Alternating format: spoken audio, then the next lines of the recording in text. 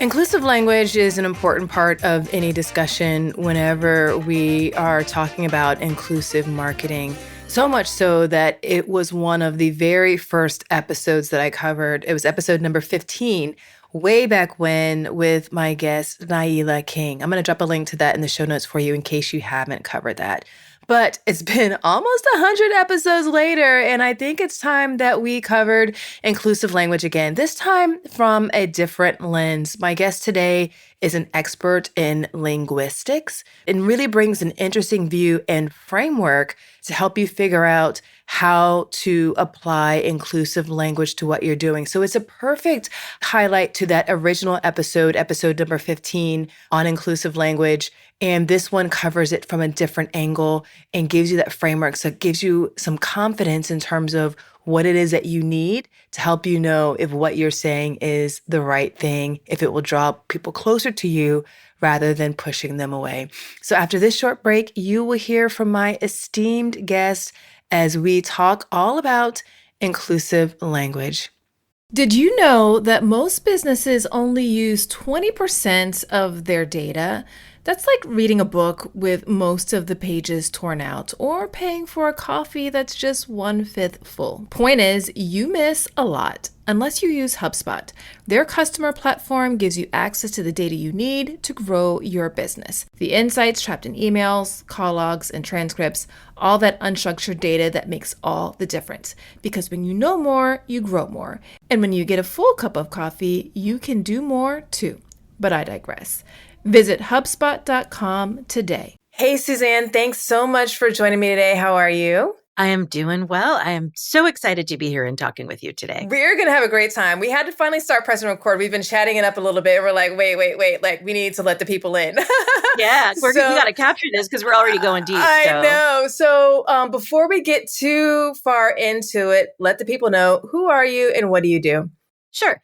My name is Suzanne Wertheim. Sometimes I go by Dr. Suzanne Wertheim. I'm a former professor of linguistic anthropology. And in 2011, I left UCLA because I was so tired of super useful stuff being stuck, locked behind academic doors and elite academic doors too, right?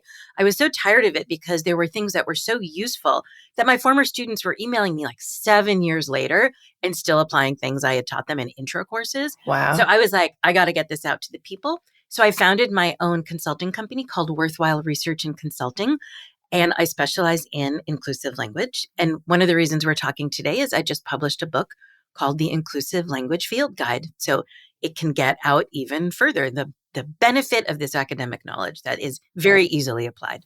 Yeah, so I'm so excited to chat because I feel like people they have an idea of inclusive language in their mind, but I feel like it's a very limited view of inclusive language. So let's just start and get it out there. What is inclusive language? So I believe inclusive language is a set of behaviors, not a list of words, not what the dictionary tells you, but a list of communication behaviors that if you follow those behaviors, communication is going to go well. You're going to improve your relationships with people. Okay. And I contrast inclusive language with what I call problematic language, which harms relationships, right? It lowers trust. It can drive people away. It can make people feel offended. It can really harm or even end relationships with people.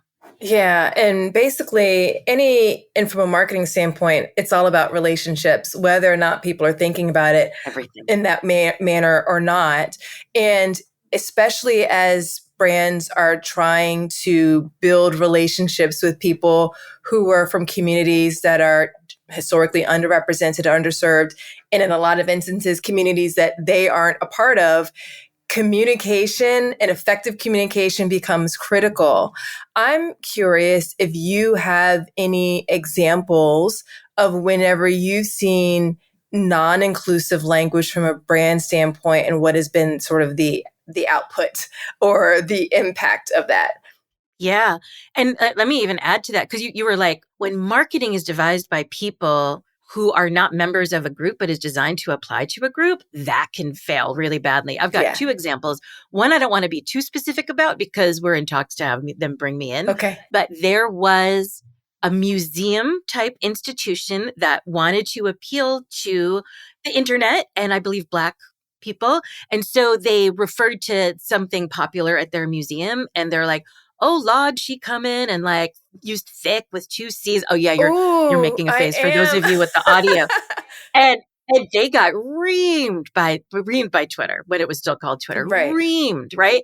Because all you have to do is look at the staff. You can go to the museum staff and look at the staff, and you're like, that's all white folks, or not white folks, but Right. certainly no Black folks, right? So there was this idea that to appeal to people in another demographic, you had to quote unquote use their language. Yeah. And that language was going to be African American vernacular English, right? Which is one way we call it. So this style that people themselves didn't really control and they weren't licensed to use. Yeah. So that's one example. I don't know if you have anything you want to chime in on that because I don't know if you've seen. Oh, I have so much like this. We're taking a turn, but I love that we should take the turn. Let's get into this part. So I did an episode recently, which was all about like ethics and inclusive marketing. And one of the things that I had talked about was a lot of times brands are engaging in some degree of appropriation, cultural appropriation, and they're not even realizing it whenever they're using certain terminology from communities that they aren't a part of, and it feels inauthentic. And so I wanted to find out from your academic background and point of view, are there rules associated with this type of thing and using language in a manner that, supports a relationship versus one that kind of like throws barriers up? I mean, yeah. So I've got 6 principles of inclusive language. That's what my book is structured around. That's what my workshops are structured around. That's what my talks are structured around. So let me just go through them because if you go through, they're kind of like a safety checklist. Okay. Right. And so the principles are reflect reality. That's the absolute most basic one. Okay. And then they are show respect. That's the second most frequently violated one. Then draw people in as opposed to marginalizing them. And then it gets a little more nuanced, right? So incorporate other perspectives. Okay. And then prevent erasure because there's so much out there that pretends like there's only one or two kinds of people in the world. Yes. And then finally recognize pain points. Right. So let me give you an example. It's not marketing, but it's still a brand, and that's SNL. Okay. So when you and I are talking, the most recent episode was hosted by, I've never heard his name. I'm going to say his name is Rami Youssef. I may be pronouncing it wrong, right? But he's an actor and a comedian, and he is Muslim. And so they did a sketch called Ozempic for Ramadan, right? Because we're currently in the month of Ramadan. Okay. So if you're a Muslim, you are fasting from morning until night. And so it's filled with in-jokes and talking about haram and Ozempic and how to make your fast better. And so I thought it was very funny. I did my dissertation research with Muslim people in Russia and saw what Ramadan was like and went to mosque and did all these things. I'm not Muslim, but I have some adjacency, right? So I got the jokes as far as I can get. But reading the comments, it's a 2-minute sketch and people are like, I am in tears watching this, right? I finally feel seen. I have never seen representation of my people like this, where we're not just terrorists, right? People are like, I'm a Muslim with diabetes and I approve this message. People, and they had Black Muslims represented. They have Black hats. So they're like, you took the time to represent different. It was so done from an inside perspective. Yeah. And it's so different from, let me give you not marketing, but again, media. They have so much in common, right? The television program Homeland years ago was not great in terms of Arab representation and was actually very Arab phobic and Islamophobic. And they hired people to write graffiti and write things on walls. So they're like, let's get in Arab speakers. And they wrote things like, Homeland is racist. Homeland is Islamophobic. They wrote in Arabic. There was so little knowledge on the inside that they had already disenfranchised and made angry so many people that they didn't care if they never worked again in Hollywood or whatever, right? Plus, it's kind of a one-off, like do Arabic graffiti. But they were like, I'll burn that bridge because I don't care because I'd rather get that in, right? So they're not marketing, but regular television media and marketing media have everything in common. So. Right. Yeah. So I love how you went through those principles because it really does go beyond just, can we say this? Can we say that? Is it appropriate? Is it not? And it really helps people take more of a a full-on holistic view of, is this something that is in keeping with the way in which we want our brand to show up? Go ahead. Sorry. Oh, no, I'm just thinking about, like, let me give an example that probably won't show up in media, but I know that you're talking to everybody in the orbit of marketing, right? So it's colleagues in addition to, Right. because marketing agencies are, and advertising agencies are the site of horrible, horrible. Like, when I was looking for examples in my book, I've got an ad agency example that's so brutal, involving sexual harassment and Yeah. dismissal of women. Like, I know how toxic those workplaces can be. So one example is the word articulate, right? So I have a workshop that I co-run with a Black colleague. I'm not Black. I'm Yeah. ambiguously ethnic, light tan, dark tan, whatever, depending on the month. But we go through how when people have called me articulate, it's never been a problem. I am articulate and I've got a PhD in linguistics, right? I'm using words, right? So people are like, oh, you're Right. so articulate. I really like, I've never heard it described that way before. And so my Black colleague is like, sometimes when people say articulate to me, she's also an unbelievable speaker and so profound as a thinker, right? Right. So she's like, sometimes when people say articulate to me, I know it's a real compliment. She's like, but other times, right? So even Yeah. with a word like articulate, which sometimes people are like, don't ever say articulate to a Black person. And by the way, if anyone listening, I'll just spell it out. If anyone listening doesn't understand why it's problematic to say you're so articulate to a Black person, I go over in the book, but it's a pseudo compliment most of the time because people are shocked that the Black person either speaks the standard dialect or is saying intelligent things because of negative stereotypes Right. about Black people, dialect, intelligence. Yeah. So Yeah. No, there's so many layers to that. And whenever you said articulate, like I immediately had this reaction because I know I've been on the receiving end of that quite a few times. And I think 98% of the time it's one of those pseudo compliments, right? It's not one that really feels good.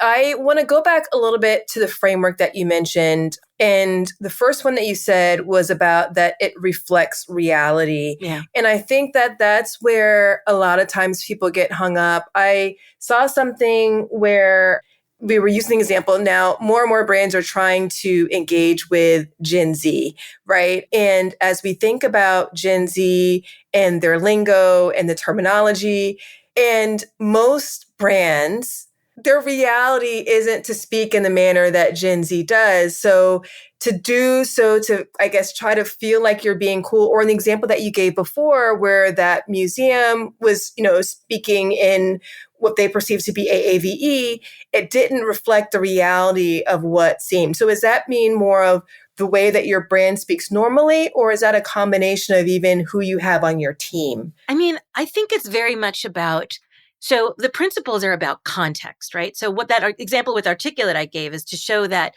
there are some words that are completely off limits. Like, no, like we're Right. done with them. They're antiquated or they're offensive or Yeah. we're gone.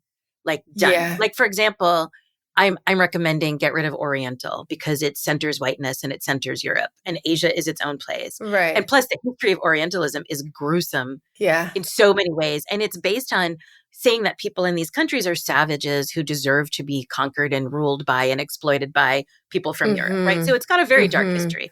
So I'm like, hey, stop saying Oriental rug. Like, don't say Oriental chicken salad. Like, it's so basic. But so I'm like, Oriental, like it's trash. Like, the history is not, we're not going to reclaim it. Like, it's done, gone. Okay. But there are other things that are more contextual. And I'm going to tell you that people have an incredibly well-defined sense of who really speaks their language. So I'm originally from Long Island, so I grew up talking like this, right? I have a real accent that I got rid of as soon as I moved to North Carolina for college. But it is an accent that is frequently, it's adjacent to Brooklyn and, other in New Jersey. Like, it is frequently represented in the media by people who are not native speakers, and they'll be doing fine. And then there's the one word where it isn't right and they slip up and you're like, oh, absolutely not from here.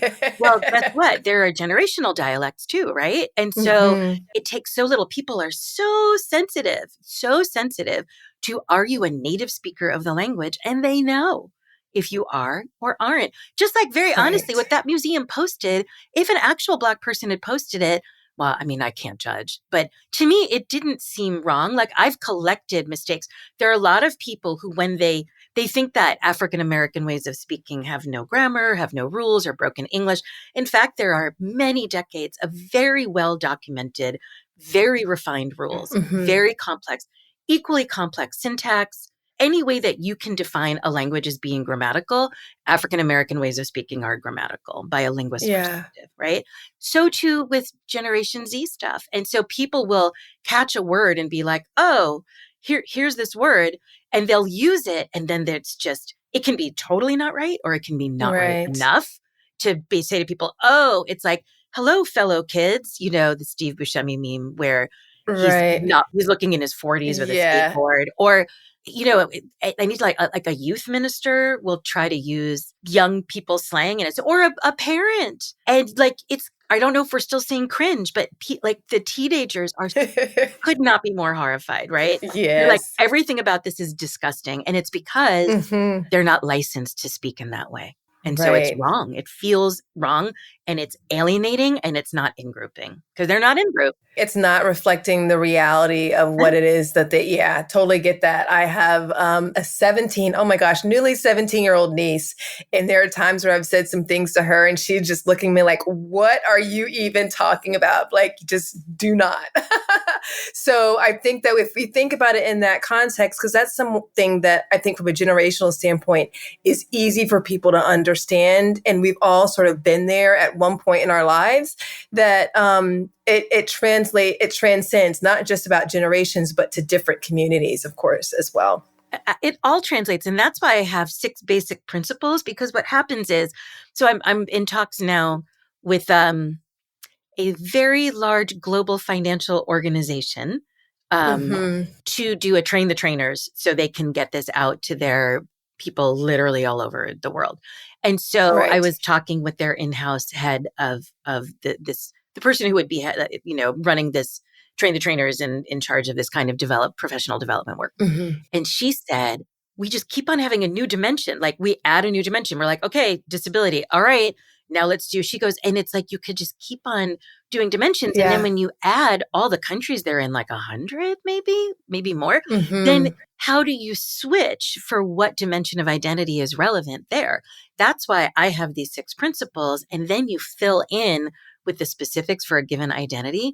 But what I'm showing is that the skeletal underpinnings for behavior are the same regardless of the group you're in. And plus, let's talk intersectionality, right? A lot of people are Yeah. members of multiple groups at once, right? So if you're Yeah. aiming just at one thing, like if you're like, oh, let's get in with Black folks, and then you're going to say bitch a lot, right? Right? Like, oh, let's get it. It's like, well, are we including all the Black folks? Or are we, like, let's say you want to have some kind of Yeah. rapper associated thing, but it's like, Right. so you've got to be context sensitive. And so that's why I have the principles to give you guidelines for the context rather than starting from identity, because it's too much. There are too many people. And guess what? Things change fast. Yeah. Okay, I've got another podcast recommendation for you. It's Augmenters, hosted by Julie Meyer and Jimmy Edgerton, and it's brought to you by the HubSpot Podcast Network, the audio destination for business professionals. So on this show, Julie and Jimmy dive into mentoring and explore ways to augment and refresh the mentoring environment. They're using 8 core principles that weave relevant spirit guides and diverse guests, and Julie and Jimmy use a lot of humor and practical tips to help mentors and mentees get further, faster together. There's so many great episodes to tune into for this show, but one that you might find especially interesting is their latest episode, number 120, Mentoring Across Gender, Men as Allies and Mentors. Listen to Augmenters wherever you get your podcasts. Okay, so you're recommending that we take an approach of principles from a marketing standpoint, where you have brand guidelines, you have agencies, you've got copywriters, you've got a number of people who are writing and creating communications on behalf of a brand. How do you activate this so that the language is inclusive every time you're putting something out? Or even not just putting something out, even anytime you're communicating with a customer. Right. So one thing is to understand that it's going to be a series of small improvements. You cannot do it all at once. So a lot of people, Right. especially people who belong to mostly dominant group categories, have what I call a data deficit. So they haven't been fed multiple perspectives in their lives. They've just been fed the dominant one. So there's a lot of things in the world that are invisible. And suddenly as the curtain gets pulled back, they're like, I'm overwhelmed. I don't know what to do, So, Yeah. so one thing is to understand that it's a set of small steps. Another thing is that what I do when I work with people is I give them my inclusion checklist, right? Okay. So I'm like, here's the template. You've got 6 principles, and then here's a checklist with all the different dimensions of identity that are going to be relevant to your comms. Yeah. And you go through and you make sure. Can I give you an example of people who clearly did not do that last month? Absolutely. The CEO of Kellogg's was on CNBC. Okay. And he was being interviewed about how they're faring in the recession and what's going on with their marketing. Like, what's the state of Kellogg's? What are you doing? And he said, basically, we're doing this innovation. Cereal has always been an affordable destination for people who maybe don't have a lot of money. Whatever he said, it was carefully said. He's like, so we're running this new marketing campaign recommending cereal for dinner instead of other things, and it's landing really well. So I think from his perspective, very innocuous, right? Right. And then I went and I watched the ad, which got Tony the Tiger coming into a room with a family who are like also, I think, ambiguously ethnic because they want to reach all the people, right? Or maybe poor Right. people aren't white. I don't know what it is. And then they're like, and let's leave chicken out of it. And there's like a chicken. They're like, let's not have the chicken. Let's do cereal instead. So I think it felt innocuous, but why do I know about it? Because there was an internet firestorm and backlash. Wow. And here's the context, right? So I think that people think, oh, we're going to be inclusive. He didn't say anything bad about race, gender, ethnicity, sexual orientation, disability. Those are the things that people think are about inclusion, right? But if they had my checklist, they would have remembered socioeconomic class. Yeah. And then they would have thought through, if we're talking to people in a different socioeconomic class, are we doing it in a way that incorporates their perspectives, reflects reality, recognizes pain points, is respectful, right? So Kellogg's has increased their prices by 12% just in 2023. Kellogg's is doing shrinkflation. That dude makes $5 million a year and he's standing there. It's different if they were like, there's a neighbor who's like, hey, you know what? I'm doing cereal once a week and it's fun for the kids and it's a way to have a budget break, right? But instead, this expensively dressed white guy who makes millions of dollars a year is standing there. So if you Google his name, it is a personal brand nightmare. Everything. It's like 2 pages that are his, because you're supposed to curate your brand online, right? And then the rest is like Gary Pilnick shows a stunning lack of emotional intelligence. Let them eat flakes. Internet storm about it's like everything, like page after page after page is negative. And so this is why comms teams, PR teams, marketing teams need this safety set of checklists. And then also they need to have people who know things. Absolutely. And this is where they fall down when you don't have people in the room or people are too scared to say something. And then you get a marketing nightmare. Yeah.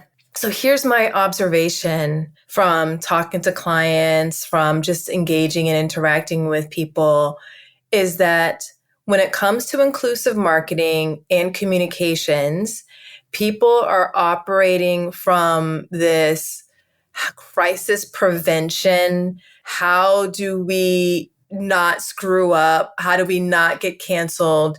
And even this example that you just gave with Kellogg's, if they felt like they probably did everything right and they're still in this crisis mode. So then people are just like, inclusion, talking to anybody who's, not outside of this group that we're like, it's just people are scared and they, as a result, aren't really doing anything. So I'm curious, from your experience in your work, because you've been, you spent your career doing this, is it really just having this type of framework and having the right team members, or support and partners to get you over that fear-based hump? So you're proactively communicating in a manner that you can feel fairly confident about, that you're communicating in a way that's going to be respectful and not cause harm, versus just we're constantly in this fear-based sort of like, let's not screw it up mentality, which I feel like isn't going to serve your relationships. No.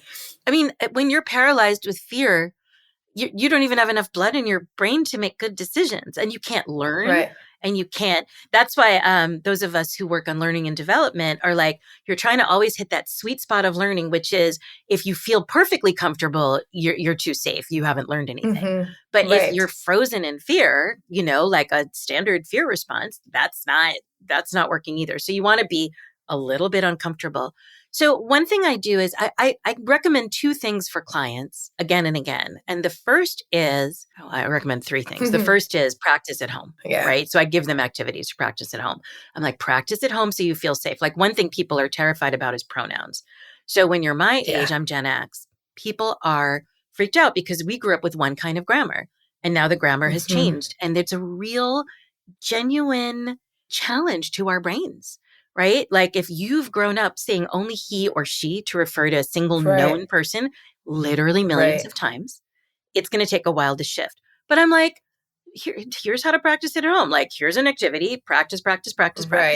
And then it'll be slow. And then if you mess up, be like, oh, sorry, my tongue's still catching up. And then you move forward. I'm like, you don't make a big deal. Right. I'm like, and people will understand that you're trying. Like people who are using they or other pronouns will understand, okay, as long as you're showing up, there are so many ways that we signal positive intentions that if you set the framework of, I am here to learn, I am here to try, that people will forgive mistake after mistake after mistake because they know that you have to, if you learn a foreign language, you know you're going to make mistakes, right? So you have to think of inclusive language skills.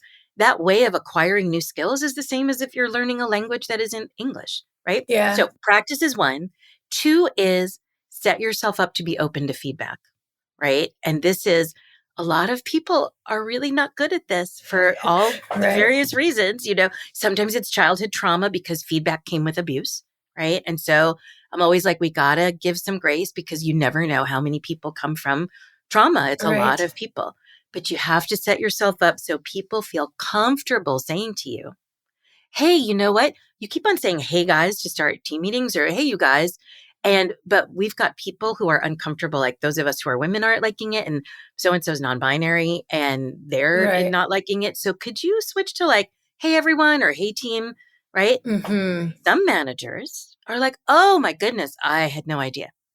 Other managers are like, dig in, resistant. Oh, if we can't say anything. Can't say anything. You hear that more and more. Yeah. But if there isn't psych safety on your team, then people can't elevate the concern. And so often people from marginalized groups are lower level because that's how it works in the industry. Like we elevate the people from majority groups, right? That's why you've got more white male John CEOs than women in Fortune 500 companies, right? Right. And then the last one is just do your research. So every week, you got to have a little research project. How are you going to learn something that's outside of your purview without overburdening somebody? So it's not like, hey, you're non-binary, educate me about pronouns.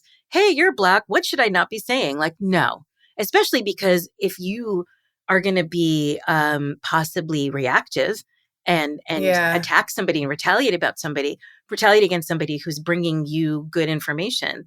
But you got to set up research. So I'm always saying to people at the end of workshops, I'm about to do one tomorrow, one of the breakout discussions includes the question, what is a concrete plan you can make to get more information about one thing that you don't know enough about? And then I'm going to make them share it. They're going to set up a wiki in their firm. They're going to set up a wiki and they're going to set up a resource sharing thing. So I love that. So many practical tips. Of course, I'm going to include a link to your book in the show notes so people can get that checklist and get those exercises and they can get started working on it.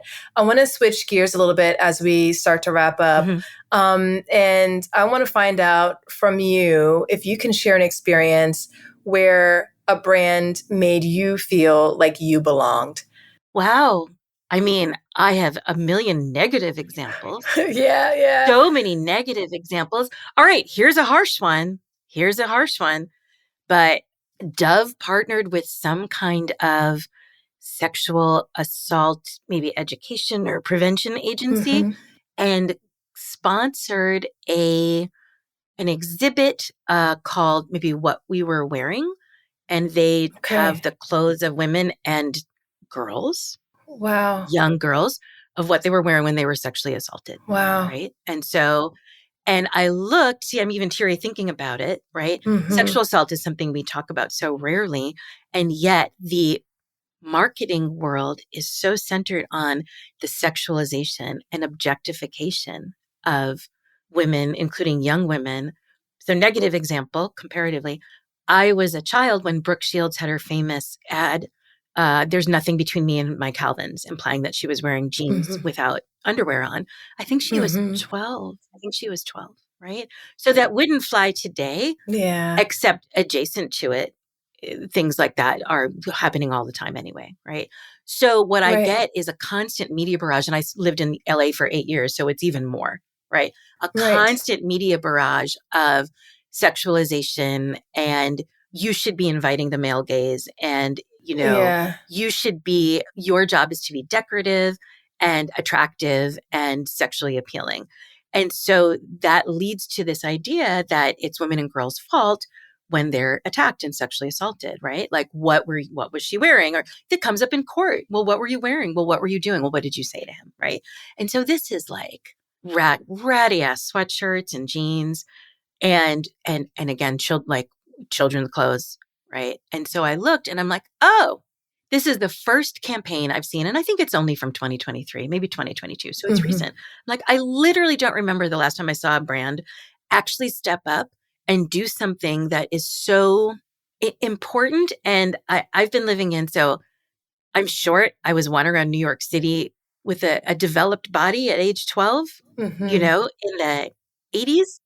And it was terrifying. It was terrifying. Like, being a short, femme looking girl was, I mean, it was constant fear and men saying terrible things to me. And Right. I've never seen anything like that in some kind of, I mean, it's a weird place to go, but I Right. feel like it was a real risk that they took. And I really felt seen and I don't know, attended to or cared about, or like, Yeah. I'm like, this is not a fun, fluffy, sparkly, whatever. And I thought they did a great job. So go Dove. But it reflects the reality of so many women and people who have been victims of sexual assault, right? And I think that we talked about being seen earlier, and I think that just it shows a lot of courage for a brand to showcase, like, we see you in this aspect of your life that impacts so many of your decisions that you have to make, right? That we probably don't even realize how many of those decisions that we are making that are connected. So I love that. Thank you for sharing that. I'll have to go and like look and see if I can find it. Okay. This has been so fantastic, so delightful. Any parting words of wisdom for marketers and business leaders who want to do a better job of using inclusive language? Sure. You're guaranteed to do things wrong if you don't do anything, right? Silence and inaction is not safe. It is unsafe. So you can gather up your courage. You can start small. You can practice. You can do small implementations. You can research so you feel confident, and you can't get it all at once. Don't be overwhelmed. Just think, what can I do this week? What can I do this month? And get the ball rolling just a little bit. And you are guaranteed to get positive feedback and positive results. It can take the tiniest thing that you say to somebody that makes them feel seen, and they'll come back, or you'll just see how visibly warmer and they are with you and how much safer they feel with you. The results are immediate and I think very often very clear. So that tiny bit of courage, you can do it. Rah, rah, rah. You can do it. I promise you can You do it. can do it. You can do it. You can do it. Thanks so much, Suzanne, for stopping by and sharing your so much wisdom that you have and really just letting us know that this is possible. Suzanne had so many wonderful things to share. I loved her framework, and I really loved how it gives really a practical approach to how you're thinking about whether or not what you're saying is going to draw the people that you want to serve closer to you rather than pushing them away. Her framework will help you be in a position where you're not having to apologize later for some missteps that you said that you didn't get things quite right. So, I'm curious to know, what was the thing that stood out most to you as a part of this conversation? Shoot me an email, send me a DM. Let's have a conversation. Let's continue the conversation. If you like the show, I would so appreciate it if you would share it with a friend, colleague, and your network. It really does go a long way towards helping more people discover the show. And if you like it, please do leave a rating and review in your podcast player of choice. That means we're all working together to ensure more people feel like they belong. Are you getting the Inclusion in Marketing newsletter? If not, really, what are you even doing? Each week, I send news, tips, stories, insights, and other goodies to help you build an inclusive brand that attracts and retains a bigger and more diverse and fiercely loyal customer base. Go to inclusioninmarketing.com/newsletter to get signed up. I'll also drop a link to that in the show notes for you. Until next time, remember, everyone deserves to have a place where they belong. Let's use our individual and collective power to ensure more people feel like they do. Thanks so much for listening. Talk to you soon.